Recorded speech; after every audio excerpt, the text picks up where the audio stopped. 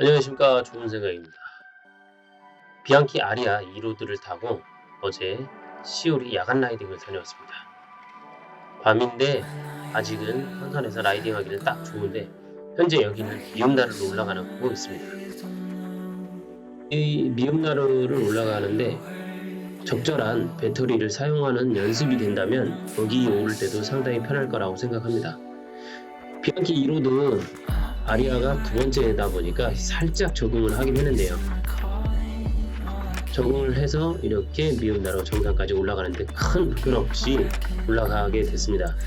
만약에 빠르게 올라간다면 상당히 힘든 건 똑같습니다. 전기도 마찬가지 힘들고 일반 자전거도 마찬가지 똑같이 힘든 상황인 것 같아요. 그래서 미음나루 다운을 하는데 이 구간에 약간의 사망사고도 있고 한 부분이라서 안전하게 내려가야 되는데 비앙키 2로드 아리아 같은 경우는 유압 브레이크이기 때문에 브레이크 작동에 대한 인정감 이런 부분은 속도 제어 이런 부분은 상당히 편안한 느낌이 있었습니다. 이런 전기 자전거와 상관없는 그런 이야기겠지만 유압 브레이크는 상당히 괜찮은 것 같아요. 이렇게 해서 8단에 도착해서 초계국수 언덕 바로 옆에 아시겠지만 그 약한 한 4% 6%짜리 어필을 올라갈 때도 힘으로 올라가는 게 아니라 전기의 힘을 최대한 이용을 해보면서 올라가고 있습니다. 올라가고 나면 다시 평지가 되기 때문에 전기의 힘은 쓸 수가 없죠. 물론 그 전기를 쓰기 위해서 25km 이하로 달릴 경우는 배터리의 힘을 쓸 수 있습니다. 8당 터널도 지나고 그러고 난 다음에 시오리 초입에 도착을 했습니다.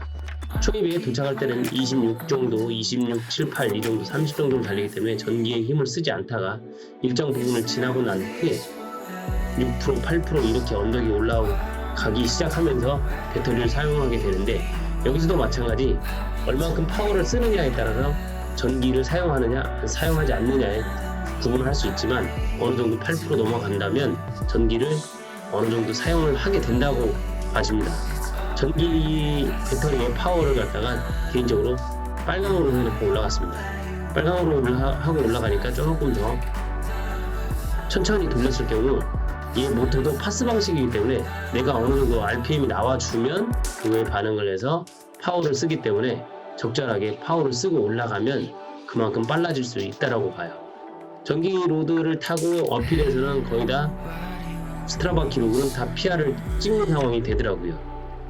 그건 상당히 좋은 재미도 있고 그런 형태인 것 같고 이거 어필을 올라갈 때 큰 부담은 없지만 이거에 대해서 적응하는 기간은 꼭 필요하다고 봅니다.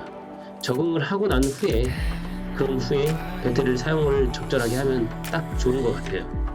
무조건 전기 힘만을 가지고 사용할 수도 없고 적절하게 평지에서는 에너지를 아끼고 언덕에 올라갈 때 배터리를 사용하고 이런 형태로 하면 기존에 이제 배터리 하나 장착이 되어 있는 상태는 잘 모르겠지만 67km를 하면서 보조 배터리 달고 있는 상황에서 배터리 소모량은 40% 정도의 배터리를 소모를 했습니다. 획득고도 400 조금 넘는 걸 하면서 완충된 거에서 속도를 배터리 사용하고 했을 경우 40%의 배터리 소모량이 있었는데 그 부분은 일정 앱에서 거리와 남아있는 배터리 잔량을 말을 해주기 때문에 그런 부분은 상당히 괜찮다라고 생각이 돼요. 어느 정도 배터리 양을 체크하면서 일일이 달리면서 보는 것보다 알람 형태로 10km 정도마다 앱에서 영어로 떠들어줍니다. 영어로 몇 프로 남았습니다 라고 얘기를 하는 것 같아요. 그 정도 남았다라고 얘기를 해주니까 그걸 듣고 내가 대회가 어느 정도 가고 있다. 그래서 이모션 바이크 앱을 켜서 보시면 이런 형태로 파워, RPM, 그 다음에 어느 정도 배터리 잔량, 배터리 우측 상단의 100은 배터리를 갖다 파워를 갖다 100을 다 쓴다고 보시면 돼요. 그 밑에 83 같은 경우는 배터리 잔량이고 현재 제일 큰 숫자 098 이렇게 나오는 건 현재의 속도입니다. 속도. 이런 형태로 어떤 내비게이션 형태 지금 배터리 잔량이나 데이터를 볼 수 있는 부분이 있기 때문에 이 앱을 이용하여 적절하게 사용을 하면 좋을 것 같아요. 이런 앱이 정보를 전달해 주기 때문에 내가 남아있는 거리라든지 그런 걸 체력 감지라든지 이런 걸 하게 되면 이바이크 로드의 로드 전기 자전거의 활용은 충분히 할 수 있을 거라고 생각을 합니다.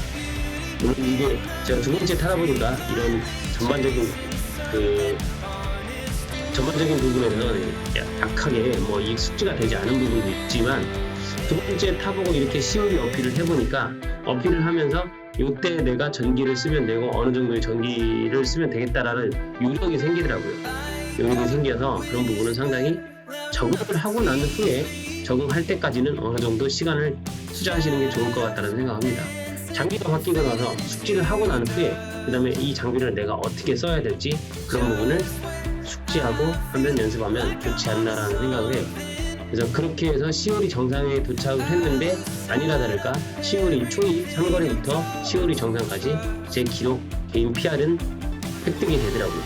평상시에 뭐 빠르게 타지 않은 부분도 없잖아요. 있을 것 같습니다. 영상 녹화를 직접 다 더빙을 하지 않고 직접 다 하려고 다 했는데 수음이 되지 않았어요. 항상 이 수음이 중요해서 마이크를 달고 다니는데 뭔 일인지 모르겠지만 아무튼 녹음이 하나도 안 돼서 지금 이렇게 더빙을 하고 있는 겁니다. 그렇게 해서 열심히 떠들고 뭐 하고 잔량을 보여주고 지금 제가 봤을 때는 앱을 통해서 잔량이 어느 정도 남았나 어필로 올라가서 75% 했는데 그 이후에 제가 언덕을 오르는 게 미음나루하고 아차산 언덕 올라오는 딱 두 가지만 있었는데 최종적으로 제가 40% 정도의 배터리를 사용을 했습니다. 그리고 COD 다운을 하면서 야간에 다운하는 요령에 대해서 제가 뭐 영상을 찍었는데 수용된 게 하나도 없어요. 그래서 이 부분은 그냥 대체해서 날아가는 거겠죠. 근데 야간에 다운할 때도 마찬가지로 시야가 굉장히 좁아지기 때문에 빠른 스피드보단 느리게 내려가더라도 조금 더 시야 확보를 하면서 길이 안 보이는 분들이 있어요. 야간에 그런 분들은 선행하는 라이더를 먼저 내보내고 너무 빨리 가는 것보다 같이 가는 게 중요한 거니까 천천히 가라고 얘기를 하고 그 선행주자의 불빛을 보고 따라가면 좋습니다. 그리고 야간에만큼은 시야가 좁아지기 때문에 차선 안쪽과 바깥쪽에 너무 붙었을 경우는 더욱 위험한 일이 발생이 될 수 있기 때문에 야간에 다운할 때는 가급적이면 중앙에서 최대한 움직이지 않는 게 좋습니다. 중앙에서 움직였을 때 센터에서 좌우로 3분의 1.6씩 그 정도 범위 내에서 1m 폭을 가지고 다운하는 게 좋을 것 같습니다. 아무래도 안전한 게 중요하다 보니까 시야가 좁아질 수밖에 없어요. 시야가 넓다고 해서 무조건 속도를 내다 보면 언제 어느 때 돌발 상황이 터지지 못하기 때문에 터지는지 모르기 때문에 그거에 대처할 수 있게끔 미리 감속을 하고 하면서 다운을 하시는 게 야간 다운할 때는 중요하다고 생각을 합니다. 선행하는 라이더들이 있다면 선행하는 라이더들의 불빛, 노면을 비춰주는 불빛이나 아니면 후미들 이런 걸 보고 그 흐름을 보고 흐름을 잘 따라가면 야간 다운은 조금이라도 더 안전할 수 있지 않을까라는 생각을 합니다.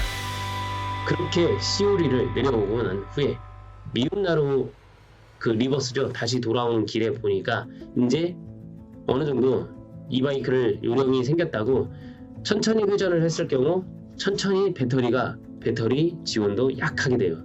그래서 기울기를 낮추고 회전을 올린다면 이 파스 방식이라고 했으니까 파스에 맞춰서 속도가 조금 더 빨라지게 되어 있습니다. 모터 파워를 더 쓰는 거죠. 모터에 배터리를 많이 쓰는 형태가 되니까 그런 건 좀 전에 말씀드렸듯이 어느 정도 숙지가 필요합니다. 숙지하고 나면 이럴 때 이 정도 회전을 하면 어느 정도 스피드를 쓰고 어느 정도의 배터리를 사용할 수 있다. 지금 보시면 갑자기 빨라지는 게 보이는데 이게 개인적으로 회전을 빨리 해서 모터를 갖다가 더 쓰는 거예요. 그렇게 했을 경우 시속이 뭐 15, 20 이렇게 올라가는 건 순식간에 안에 올라가더라고요. 하지만 미음나루에서 PR을 얻지는 않았습니다. 그 전에 많이 빨리 달렸던 경험이 있었나 봐요. 그래서 미음나루나 이렇게 경사도 6%, 8%짜리 올라갈 때 그 이상의 경사도로 올라갈 때 모터의 힘을 잘 이용을 한다면 적절하게 사용을 한다면 좋다라는 생각이 듭니다. 하지만 일반적인 그 로드와의 또 차이점이 있기 때문에 평지 주행에 대한 차이점이 있기 때문에 그런 것도 미리미리 연습을 통해서 숙지해 놓는 것이 좋을 것 같습니다. 그렇게 한 60km를 돌아서 65km 정도 돌아서 이제 광나루로 다시 왔는데요. 평지를 달리거나 약다운을 달릴 때는 배터리의 힘과 전혀 상관없이 그 라이더의 페달링, 회전으로 인해서 진행하게 되어 있습니다. 이 바이크 로드 같은 경우 특히 로드의 형태이고 로드이기 때문에 평지 속도가 굉장히 빠르다고 생각을 하시면 됩니다.